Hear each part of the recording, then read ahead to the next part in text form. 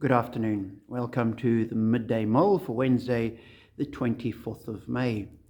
With Robert Murray McShane, the two readings we have today are Psalm 78, first number of verses, and also Deuteronomy chapter 33. And in the Deuteronomy Numbers, they list the journey that the Israelites made and the places that they stopped at. And as you read through it, there's about 30 or 40 places where they camped. And as I read that, I thought, that must mean that at many of those places, they must have stopped for years. And when I go camping, you pitch your tent and you stay there a couple of days, or if you're camping a long time, a week, and then you pack up your tent and move. Whereas for the Israelites, they were moving through the desert for 40 years. So some of those places, they must have felt quite settled, but yet they weren't settled. They had to keep moving. And we know the struggles that they had. And yet, despite God being with them and helping them, they still actually didn't get it, which Psalm 78 addresses. It looks at how the people didn't rely on God.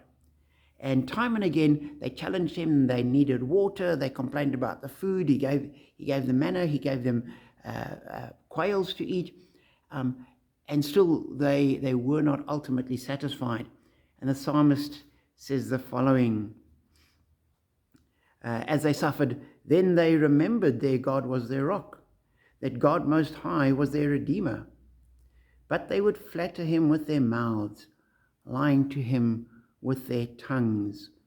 Their hearts were not loyal to him. They were not faithful to his covenant.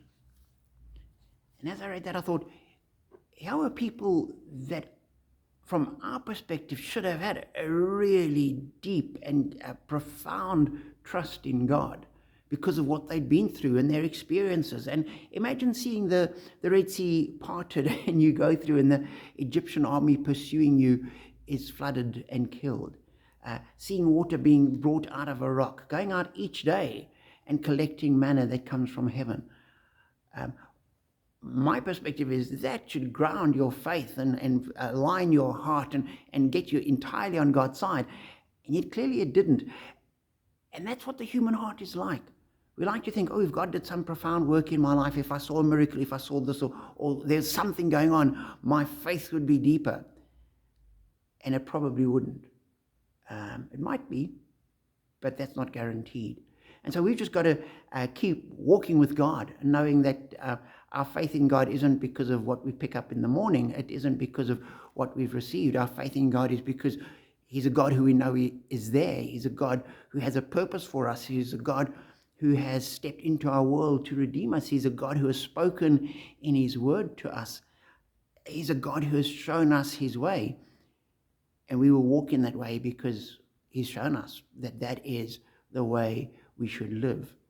And so I pray that our hearts would be aligned with God's, that we wouldn't be like the Israelites in the desert, that we would remember God and would flatter him. May our lives not flatter God. May our lips say things because it sounds good. But I pray that our hearts would be his, and I would be loyal to him, and that we would be faithful to his covenant, the new covenant that we have in him, in Christ. So be encouraged, be challenged, be blessed.